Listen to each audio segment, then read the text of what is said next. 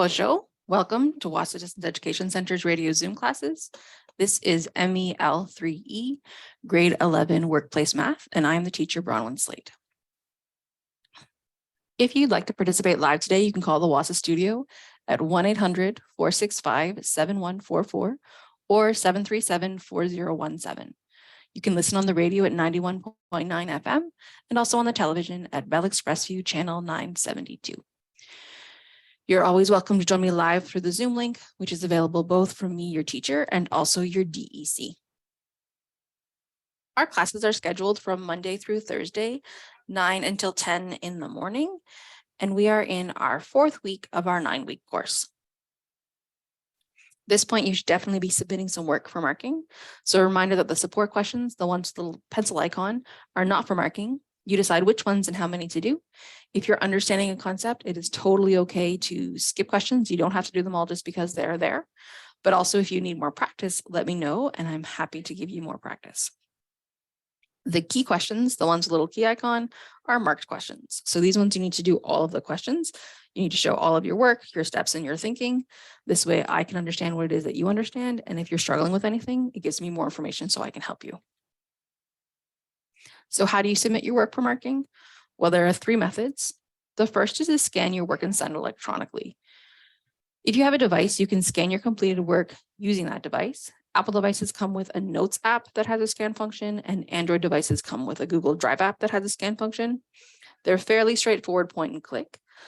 But if you do need some help, I have tech tutorials that will walk you through step-by-step how to do this up on my YouTube channel. So go check those out. Then you can send it to me through email to studentwork@nnec.on.ca and CC it to me, bronwyn.slate@nnec.on.ca. Or you can also send it to me through Facebook Messenger, where my name is B. Slate Wahsa. The second method is to drop your work off in Sioux Lookout. We have an outdoor mailbox at our location 74 Front Street. We're the bright red building next to the post office, and we have a small white mailbox next to our side entrance. The third method is to hand your work into your DEC. Your DEC can either send your work through the Express or fax it to 807-737-1732 or toll-free fax to 1-800-463-7852. Students are also welcome to send their work in through fax if you have access. Just let us know that it's coming because sometimes things can get lost in the shovel. If you'd like to connect with me through social media, both my Facebook and my YouTube channel are under the name B. Slate Wahsa. So you can friend me on Facebook or subscribe to my YouTube channel, and then you'll get notifications every time I upload one of our new lessons. All of our radio Zoom classes are recorded, and I upload them to YouTube shortly after airing. So it's a really easy place to find everything, so you can go back and look at things if you need to. Also, there are short videos that explain common errors and confusing concepts on my YouTube channel. So it's another good place to check out. If you're struggling with something, there might be something there that can walk you through what you need to know. Math is a really visual subject, so I strongly encourage you to access the videos, either joining me live through Zoom. Whether or not you want to talk to me, you don't have to, that's fine. Just joining me and watching is great, or watching the replays on YouTube are both really good options. If neither of those work for you, let me know and I'm happy to send you a copy of the recordings so that you still get the full experience.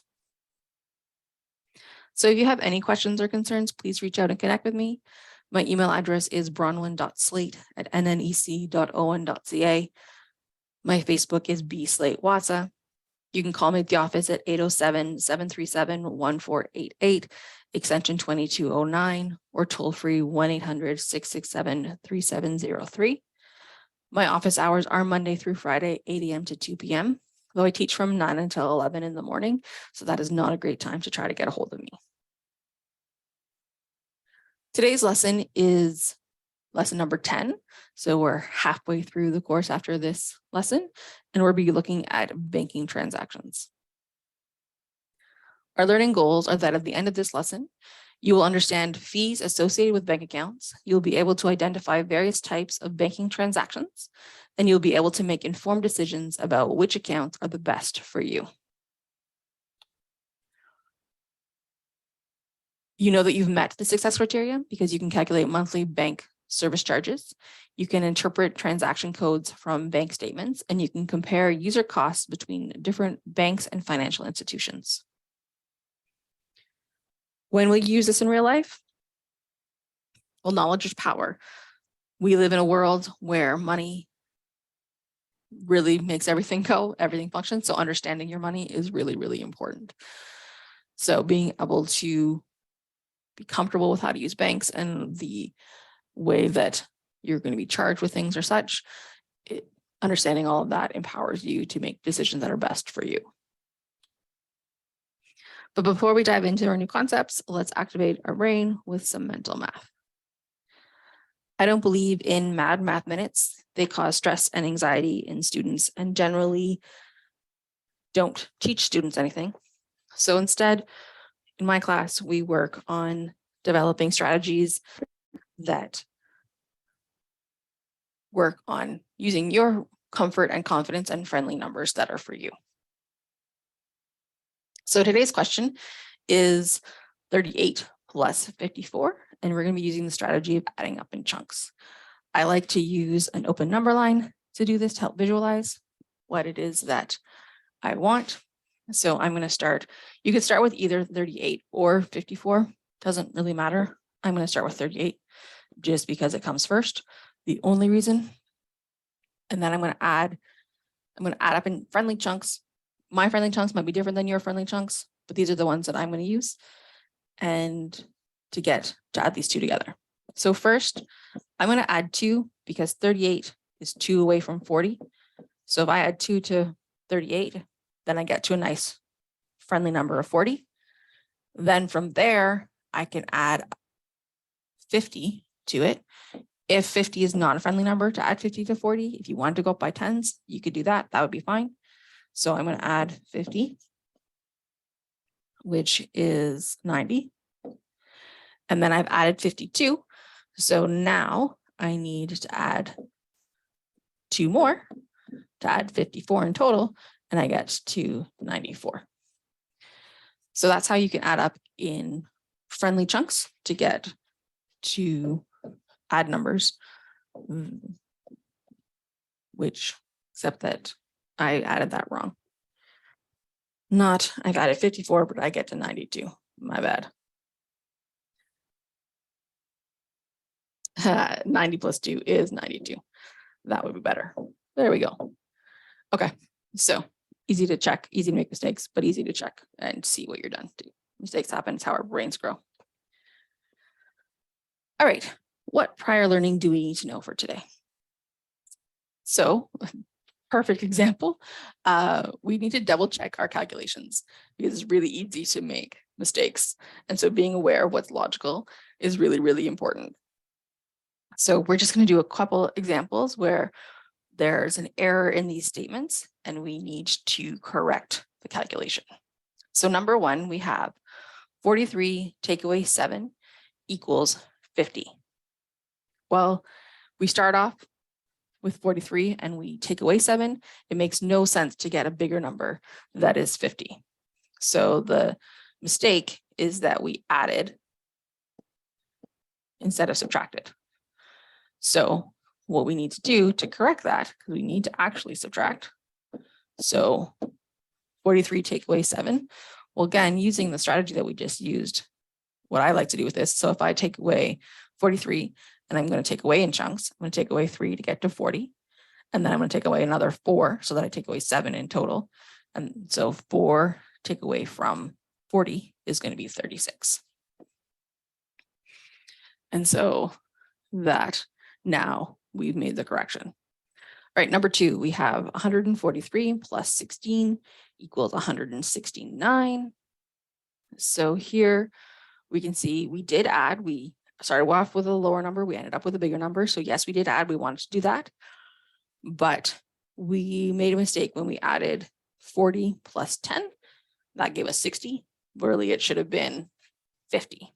So the mistake here was just that we added incorrectly. So 143 plus 16, well, 100 and 100, there's no 100, so 100 nothing, it's still going to be 100. 40 plus 10 is going to be 50. And 3 plus 9 is going to, sorry, 3 plus 6 is going to be 9. So it should be 159. Number 3, we have 188 plus 20 equals 108. Well, again, here we went from a big number, 188, and we ended up with a smaller number, 108, but we were adding, so that doesn't make any sense. So this time we didn't subtract 20 by accident, because that would give us 168. But 80 plus 20 is 100. So what it looks like we did is that instead of adding another 100 onto the 100 that we already have, we forgot that. So we just left it. So it should be 208.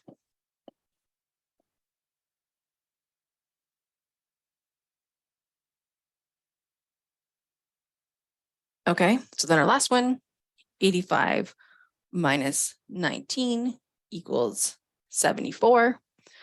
Well, this is one of the most common ways that subtraction mistakes happen. I'll show you how it looks like. Often we're told to stack our subtraction numbers, and then we do the big number take away the little number. So we do 9 take away 5 equals 4, and 8 take away 1 equals 7. And that's how we get that. But that is not right, because that is not 85 take away 19. Instead, let's think about use our open number line again. So if we start at 85 and we're going to subtract in chunks. So we're going to take away, first we're going to take away 5. And that gives us to 80. And then we're going to take away 10. And that gets us to 70. And then we still need to take away another 4 in order to take away 19 in total. And that's going to take us to 66. So we just subtracted incorrectly. So it's really, really important and really, really common to make the mistake. But this is why using other tools like an open number line or one of the various strategies that we've used is really helpful, instead of just trying to follow the algorithm that may or may not make any sense. So again, double checking your calculations is really, really important, because it's so easy, as you saw me today, make a mistake, so easy to make mistakes. All right, let's activate our learning with some new concepts. Banking transactions is what we are looking at today. So this is on page 46 of your IEL booklet. So right at the last lesson in Unit 2. So a banking transaction is a record of money that has moved in and out of your bank account. So it's just so that you know what's going on, and the bank knows what's going on.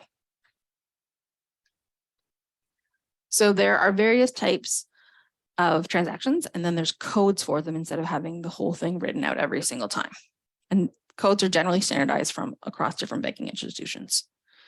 So withdrawal is when you're taking money out of your account, and it's usually coded as WD. Deposit is when you're putting money into your account, and it's coded as DEP. Direct deposit is money that's directly put into your account from someone else. So often people's paychecks are direct deposited, so that wherever you're working has your banking information, and they can't take money out, but they can put money directly in for your paycheck every week. Or the government of Canada, like if you're doing taxes or things like that, sometimes will directly deposit your tax refund or things like that into your account. And that means you have access to the money right away, which is really helpful. Debit is when you are paying from your bank account without cash. So this is DBT is the code for it. And this is like if you're using your Interact or your debit card to buy things, the debit is the code. A check is a piece of paper that tells the bank to pay somebody else a specific amount of money from a particular account. So that check is representing that this money needs to be transferred to this person, to be paid to this person, according to your banking account information would be on the check. Electric funds transfer It's an electronic exchange of funds from one account to another, and it's coded as ET. So this is when you are telling your bank to move money from your account to another account, or someone else is doing that to you. And it's really convenient with technology these days. Service charge, this is a fee that the bank charges you for using their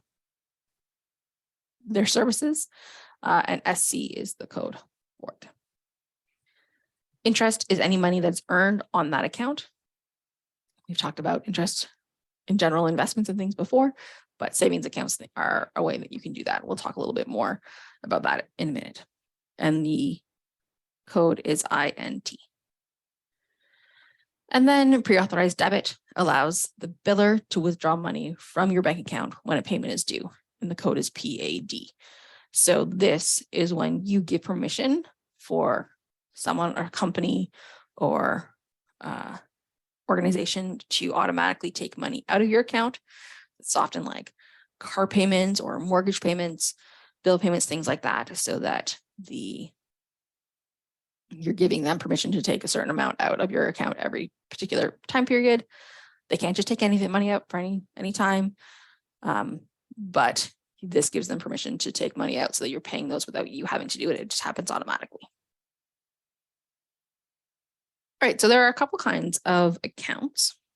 So the first kind that we're going to look at is a checking account. So this is used to store your daily spending money. So it's designed for everyday transactions such as depositing paychecks, paying bills, debiting purchases, transferring money online, or making banking machine withdrawals, all those sorts of things, way that you use your money every day or commonly daily activities. So a checking account typically comes with a debit card and a checkbook. Traditionally, it would come with checks. Now you have to request and pay for checks if that's something that is useful for you. It's more and more people are not using checks.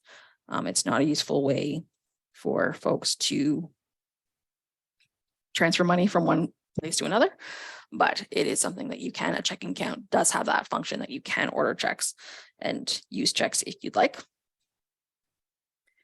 Your cash is securely stowed, so it's in the bank, so it's not somewhere that people can just take the money from you.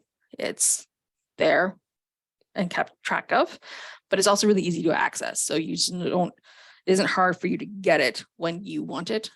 You just need to go to the bank and either use your bank card, your debit card, or talk to a teller and say that I would like my money, and they will give it to you.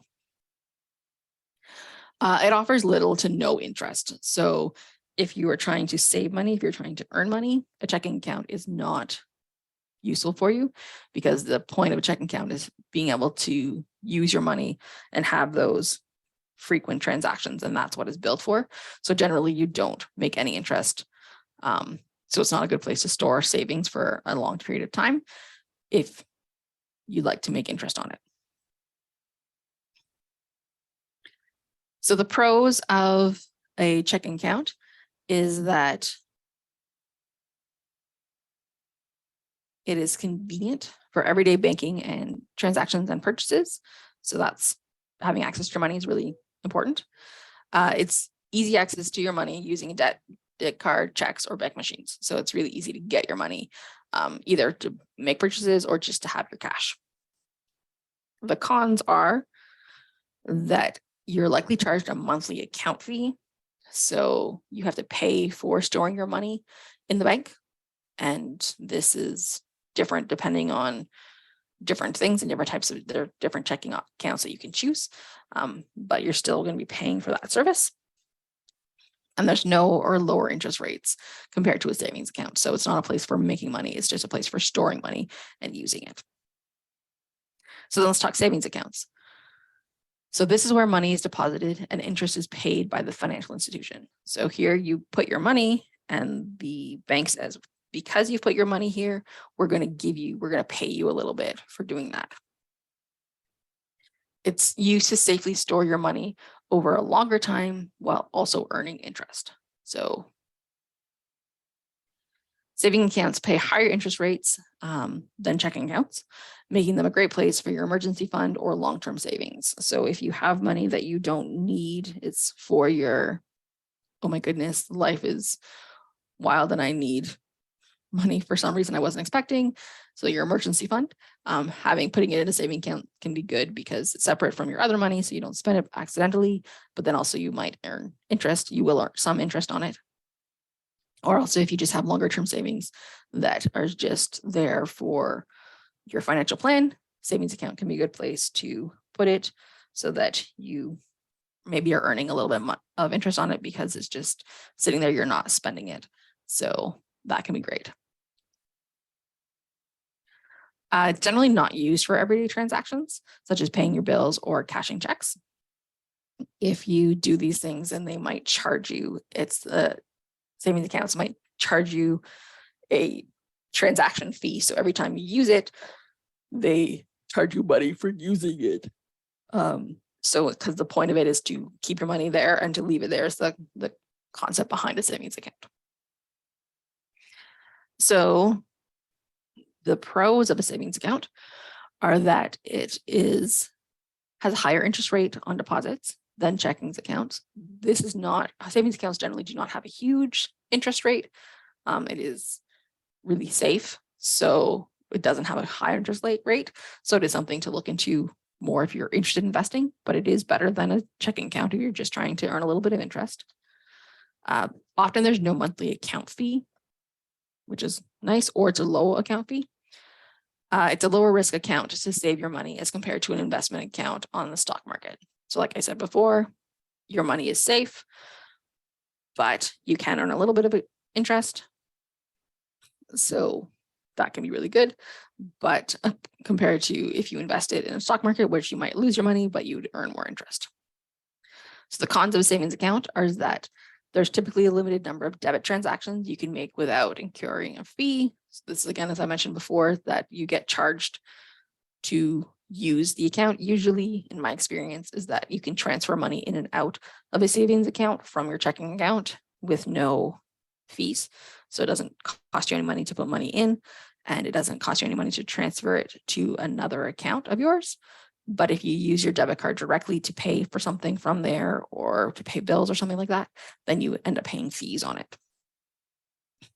And it's likely to have a lower interest rate compared to investment portfolios in the stock market. So it's not the best way to invest, but it can be a good place to start. Or if you're not interested in investing, but you just have money sitting around, then possibly it's someplace that you can put your money and it will earn a little bit of interest, even if it's not a huge amount.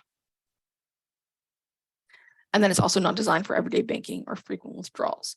So usually people have both a checking and a savings account if they're going to have a savings account. Checking account is sort of your basic functional account, and then your saving account is your extra account. The difference is people who are only saving money. So often children start with savings accounts, so they are not making transactions all the time, but they might have a little bit of money to save. And so putting it into a bank account, often a savings account is a good place to start for when kids are learning about financial literacy. All right, so now let's look into online banking because that's something that is really, really quite common these days. This is on page 40 of your booklet. And I forgot to mention that I've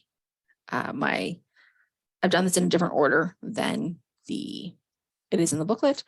I find the booklet sort of uses terms and then doesn't before they define it, and then defines them later, which isn't super helpful. So that's why I do the banking transactions first, and now we're looking at online banking. So online banking allows all its users with internet connections to access their financial information and management activities for 24/7. So as much as they need to. The sites are secure, which means that all confidential information you send regarding your banking activities is private between you and your bank. Banking apps work the same way. So they have really worked really hard to have security behind them so that you don't have to worry about your money in order to make you feel safe. So generally the services that are offered through online banking are check balances for bank, credit cards, and mortgage accounts. So you can check to see how much money you have there, or how much money you owe. Registering and paying your bills. You can also schedule automatic payments that can happen. You can transfer funds between accounts or credit cards, or you can e-transfer to other people. You can also accept e-transfers from other people. You can apply for products online, such as credit cards, RSPs, things like that. This is going to be dependent upon the different banking institution, and it's not always as straightforward as you might like, but you might be able to do something that way to start the process there. Also, you can download your bank information, so like your account information, your transaction information, for other software programs. So if you have a small business or something like that, and you are tracking all of your transactions in and out, and you're using some sort of other software program to keep track of all of your accounts, you can download information from your online banking in order to upload it to the other software, which can be really useful, so you don't have to type everything in. There may be fees charged for different services and transactions, and this is something to be aware of. And this is different depending on your bank and depending on your type of account. So it's not one rule for everything. So it's important to be paying attention to what is actually true for your bank. All right, and now we're going to look at debit card banking. That's how this is different. This is on page 43 of your IL booklet. So debit cards are the ultimate inconvenience. This is why they've been created. And they can be used at stores, both with cashiers and at self-checkouts. They can be used at automated teller machines, so ATMs, or automated bank machines, which are ABMs. These are slightly different in terms of the options of things that you can do at these different machines. When you're using an ATM or an ABM, often you get charged to use it. So if you're using your own financial institution, your own bank machine, like the bank machine that is branded to be your bank, then you might be charged no fee at all, or depending on the account, you could be charged up to $2 or so for using that, for taking money out or putting money in using that machine. Plus, then if you are not at your own bank machine, you might also get a charge from using from the other bank. So then this could be $1 to $4 potentially, and there possibly could be other charges. So using a bank machine can cost you a lot of money just for using the machine. So this is something to just really be aware of, because you might end up just losing this money because you just are using the convenience of ATM or an ABM and not realizing that you're losing $5 or $6 every time that you use it. That, for most of us, is not worth it. But with your debit card at a machine, there are services or transactions that you can do. So you can withdraw cash, deposit cash or checks. You can pay any bills that you have registered.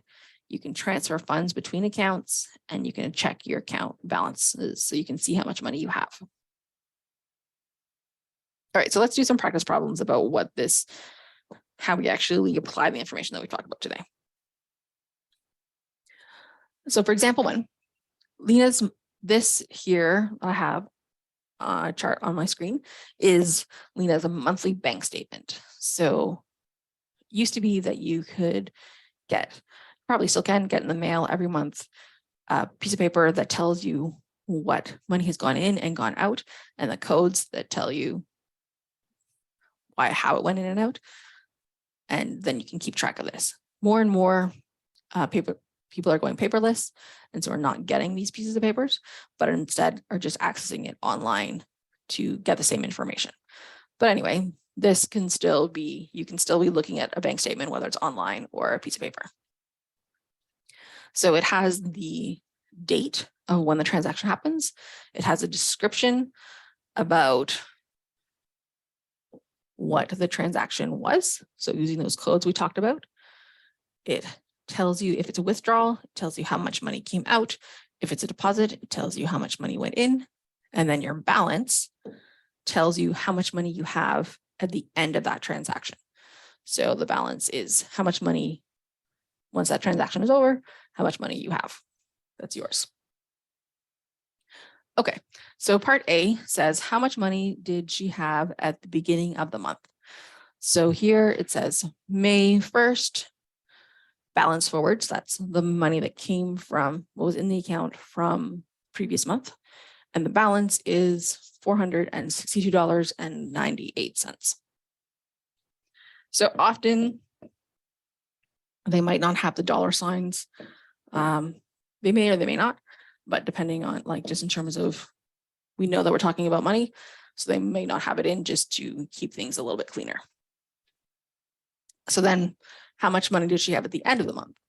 So then we look at the date, May 31st is the last month. This is a service charge, SC is the service charge that happens. So then we look at the balance to see how much money is at the end. So $361.89. Sorry, that's really poorly written because I was looking at something.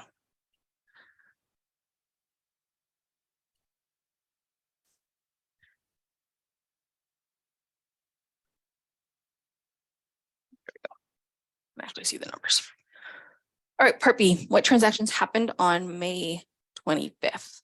So again, we look at the date.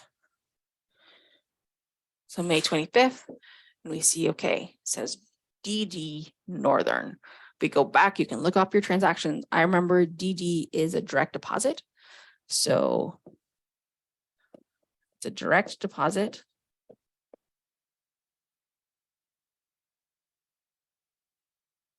And where it says Northern, that means that it's from Northern. So I would think that they mean that this is like Northern store. Sometimes it's just a code, it's a short form or a code. And then we see under deposit, it's $243.60.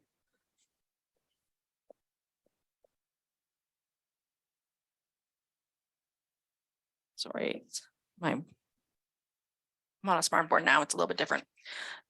So for $243.60 is the how much is being deposited, which makes me feel like because it's a direct deposit from the Northern store, to me this seems like it's probably a pay amount paid, like a weekly or bi-weekly or something pay for this for Lena.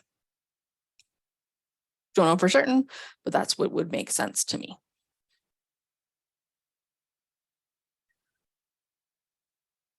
All right, so part C, how much was she charged in service fees and why? So let's look through, and we're going to be looking for anything time that it says service SC for service charge. So here on May 17th, we can see there's a service charge, and we keep looking and we see, okay, on May 31st, there's a service charge. So on May 17th, the service charge is $2. So that is not very much. So $2 is one of the service charges.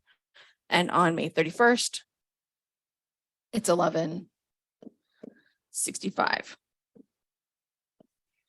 So, which is it's a larger amount that happens at the end of the month. So my guess is that the $11.65 is a bank account fee, because often that's charged to you at the end of the month, and it's a set amount. It's going to be the same every month. And this $2, what I think this means is an ATM fee. And if I look at, I can see, well, here, there's on May 17th as well, there's an ATM withdrawal for $22.50. So I can see that this is my bank charging me $2 for using an ATM. That's not my bank, most likely.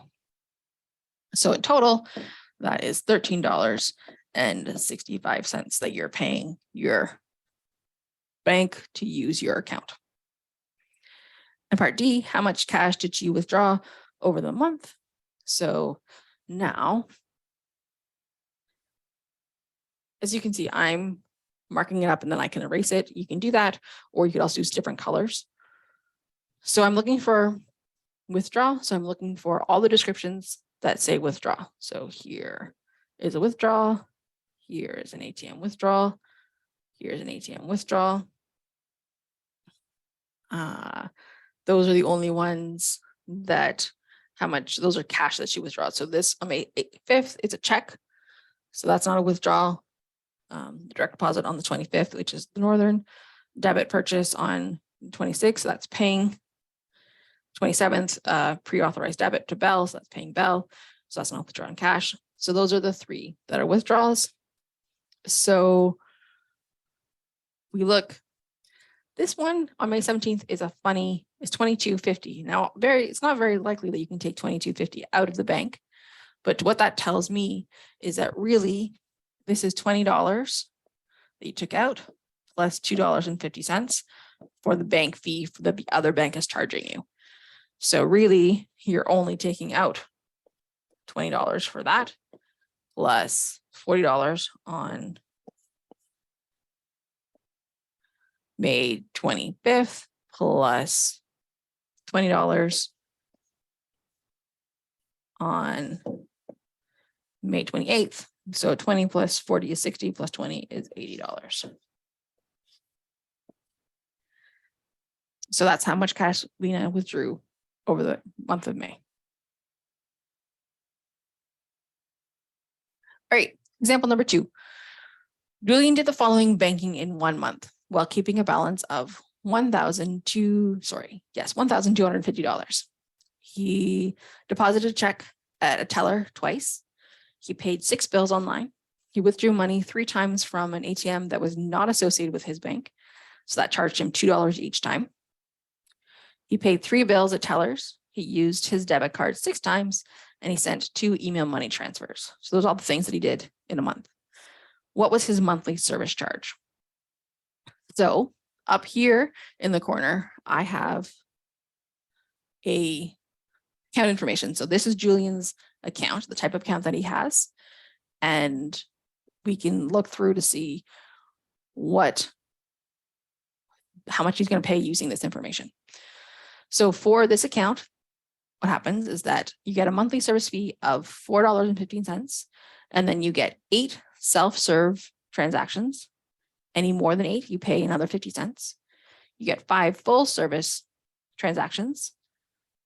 Any additional you pay $1. If you use an ATM that's not associated with your bank, you pay $1.25 plus the transaction fee from the other bank. It's $1.50 for each email money transfer. And email money transfers are free if the minimum balance of 1,000 is maintained in the account at all times. So first, we know that Julian had $1,250 in his account at all times. So that means that the email money transfers are free. So that's something that happens with bank accounts, is that sometimes you keep a certain amount of money, then it's free for you for a certain period of time for that month. Okay. So now we need to figure out the rest of things. So self-service transactions are things that are going to happen at an ATM, whereas full service transactions are things that are going to happen at a teller. So we have to figure out. So this deposited a check at a teller 2 times. So this is a teller. So we'll call it a full service. Full service, there's 2 transactions. Paid 6 bills online, so that self-service, 6. Withdrew money 3 times from an ATM not associated with his bank. So that's not us. We don't worry about the transactions. That one is just going to be, that's going to be separate. Paid 3 bills at tellers. So that's full service. 3. Used his debit card 6 times. So that's self-serve, 6. And then the email money transfers are free. Okay, so for self-serve transactions, we have 6 plus 6, so that's 12. We get 8 to start with. So 12 take away 8 is 4. Okay, so we have 4 extra self-service, and each of those are 50 cents. Then full service, we have 2 plus 3, which is equal to 5. Well, we get 5, so we don't have any extras. So we don't have to pay for any extra. And then the ATM, that's not yours. So it's 3 times 2, because it's $2 for every time that you use it, plus 3 times $1.25. So 3 times 2 is 6, plus 3 times 125 is 375. So it's $9.75 for using those ATMs. So the full service, we don't have to add anything extra. For the self-service, we have to do 4 times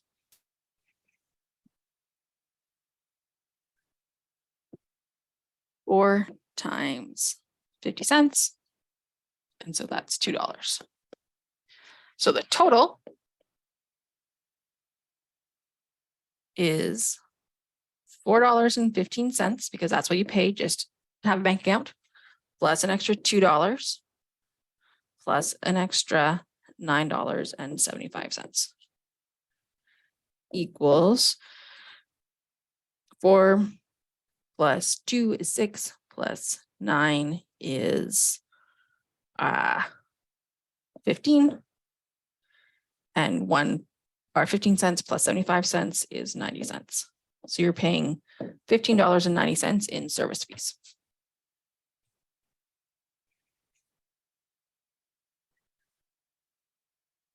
All right, so this example, in 1 month, Lorraine used an ATM to deposit 2 checks, withdrew cash on 5 separate days, and paid 3 bills. She also took out cash at an ATM not associated with her bank that charges $3.35. Once she did that, finally, she had 2 pre-authorized payments set up on her account. What is her monthly fee? So then here for this, her account is here. So her monthly fee is $6.95 that she pays no matter what, and she gets 12 transactions, and then $1.25 for each additional transaction over 12, to a total of $16.95. So if she ends up spending more, if she makes more transactions that would make her go over $16.95, she only pays $16.95. There's no monthly fee when you have a minimum end of the balance of $4,000 each day. Well, it doesn't say anything about that, so we have a fee. And any non-CIBC ATM withdrawals is $2 plus the transaction fee, which is the $3.35 that is here. So let's see, how many transactions does she have? So she deposited 2 checks. She withdrew cash 5 times. She paid 3 bills. She took out cash at an ATM that wasn't her bank once, so that's a transaction.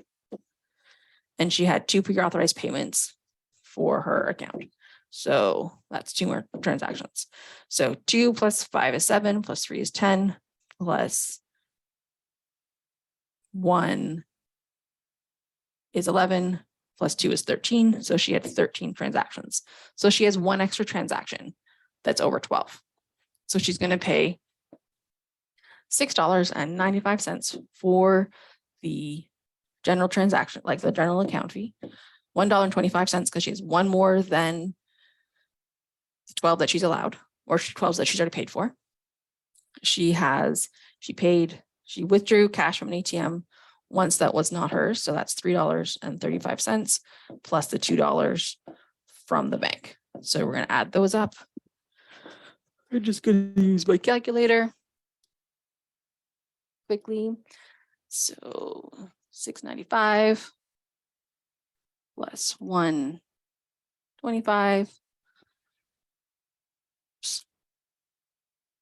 plus $3.35 plus $2 is equal to $13.55. So that is how much her fee would be.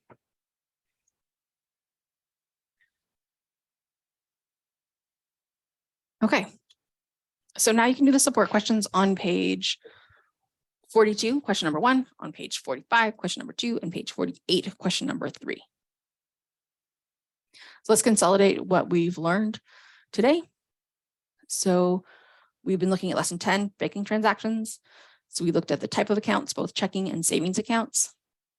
We looked at banking transactions, the types, the codes that you're going to show up on your statements or on your online banking list. We looked at online banking, which has access to your statements, and also you can do most transactions when you're doing online banking. And we talked about debit card, specifically the ATM fees is really important to pay attention to, but you can also do most types of transactions using your debit card.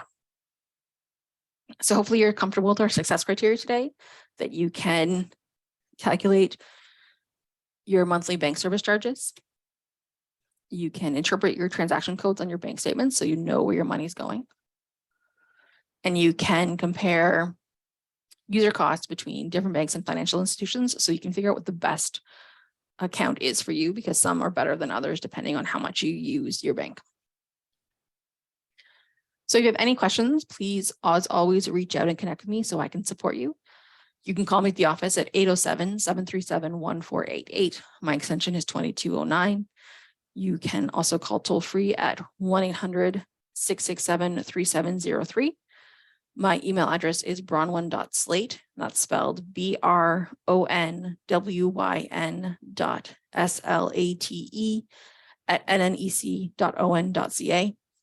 My Facebook is bslate Wahsa, and my YouTube channel is also called bslate Wahsa, where all of our classes are uploaded and there for you to review. Remember, we have a playlist called MEL3E. Thank you so much for joining me today. I hope you have a lovely day. Mogwitch.